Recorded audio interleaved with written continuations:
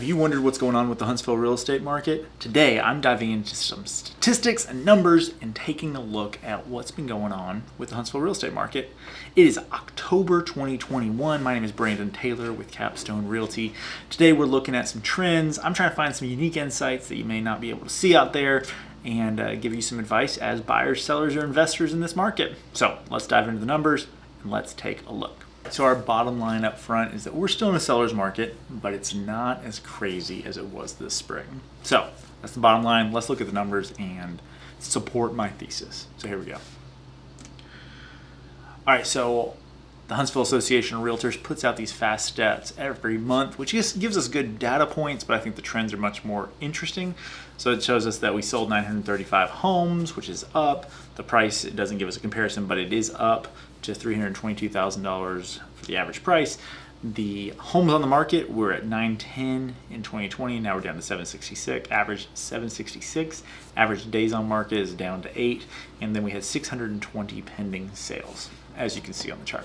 So these are interesting. They give us a little bit of information on the market health, but I like to dive in and look at some trends. So that's what we're going to do today and see what we can find.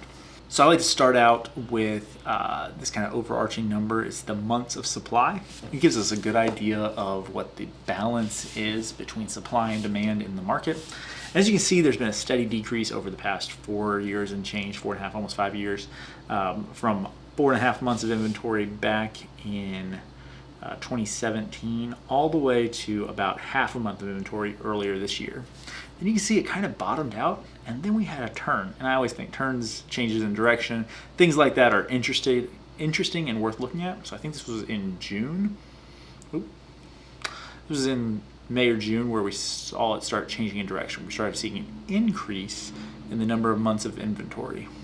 So this can either be a slowdown of demand, an increase of supply, or a combination of the two. So now I wanted to look into the numbers and see what was causing this increase in inventory. It's still very low, but changing direction always means there's some kind of change in the market. So we'll start with the supply side of that.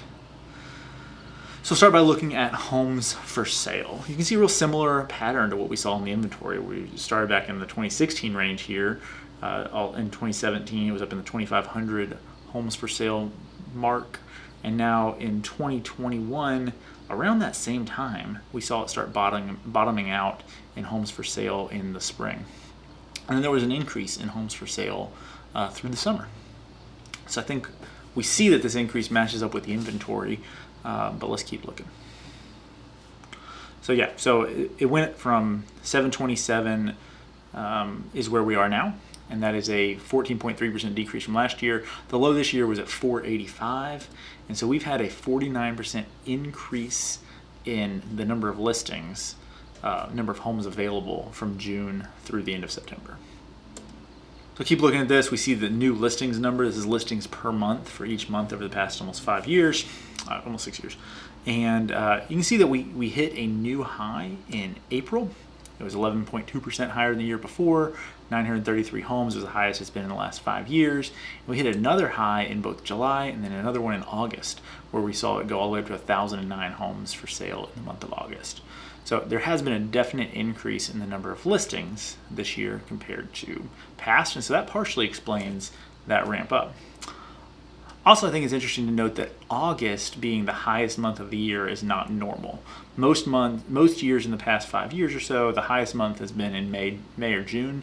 I think one was July, but normally it's in May or June. So later in the year like that with August is a little bit unique. So I kind of wanted to look at those listings, and so that's what I did. So I looked at this chart. So this is still that same chart of new listings, but what we did different is we did a sum of the previous 12 data points. And so this gets rid of some of the seasonality so that we don't see the rise and fall of a seasonal market like we have in real estate. And I thought this was interesting. So this is a pretty interesting chart, I think. So we start with the top line, which is all construction types. It's basically the sum of the previous 12 data points on the last chart. And what we see is that 2016 to 2017, there was a decrease in listing activity. And from 2017 through 2019, listing activity was flat, and we've had a steady increase from January 2019 until today, where we've seen a steady climb in the number of houses sold in the previous, or listed in the previous 12 months. I like these. If you look at the blue and the red line, what's interesting about that is the number of listings broken down by previously owned homes or new construction homes. And if you look back to 2016, we see that there was a decrease in both new construction homes, a slight decrease, and of previously owned homes. It was a little bit bigger decrease in how many of those were listed over the previous 12 months. And around 2017, both of those lines flatten out, and they both stay flat until 2019. But what's interesting, I think, maybe most interesting, is that the previously owned homes continue flat. It's basically been flat at just over 6,000 per month since 2017 per year, 6,000 per year since 2017. What has increased is we've gone new construction wise. We were building around 2,000 homes per year until the middle of early 2019 when we had a ramp up, and we are now at almost 2,400 homes per year. So we've had a steady increase, almost all of it, in fact, of the increase in supply comes from more new construction homes being listed. So there was a meeting a couple weeks ago, Housing Solutions Summit or something like that, put on by the Chamber of Commerce and HAR and the local builders and financiers and all kinds of folks, trying to figure out how to fix our both availability and affordability of homes. And so one of the speakers, I didn't get to go to it, but I did read some excerpts from it, was an economist at, I think he's an economist, a researcher, a guy from UAH who studies the local market, and he basically said that we can't trade houses our way out of this. There has to be new construction, and we're behind. And so it does show that the market is starting to react to that, and has been really for a couple of years almost now, where we are reacting to that need, and there are more houses, and it seems like that is a steady increase, and it seems like policymakers and the folks that are continuing that trend for more new construction. Continuing breaking it down by construction types, because I think it's most useful, I will look back at that homes for sale chart to dive into, if I break that down by new construction type, does it show us anything? And I think it does, because I think what it shows us, if we look through 2021, looking at previously owned homes, the blue lines on this chart, what we see is that it's still a steady number. I mean, there's a little bit of noise in it, right? It's not perfectly straight, but there's not a significant increase in that. But there is a significant increase in the new construction inventory, to the point where now they're almost equal. They're both sitting in the 300s, I believe. I don't have the numbers on this chart, but in the 300 range, and the sharp increase that we saw in all types of construction is almost all driven by this new construction number. Demand. So there still could be a demand aspect, and so I wanted to check that out as well. So one of the problems with demand that makes it a little hard to measure is that when supply is short, it's a little bit hard to see if there's been a decrease in demand, if that decrease doesn't impact transactions, because it can. And so we try to look at these proxies and kind of see what we got. So here's what we have to look at. So average days on market, I feel like if, I know this to be true, if demand significantly decreased, there would be an increase in days on market, even if we're in pretty tight inventory. And we haven't seen that yet. So there hasn't been a significant enough change in demand to change how long a house is sitting on the market. So that's, we hit a low this year, and it's been right around that since the spring, despite an increase in inventory, which is kind of interesting. This is an interesting metric, and I don't know, I'm not sure how sold I am on it, right? Because this is an internal metric. We use a system called Showing Time, and Showing Time is also the company that helps provide some of these stats through HAR, the local association of realtors. InfoSparks is, and Showing Time is them. And so they have all the showing data, which is interesting, for things for any showings that are shown through their system. So they have a lot of data, which is interesting, and it's been increasingly used over the past couple of years.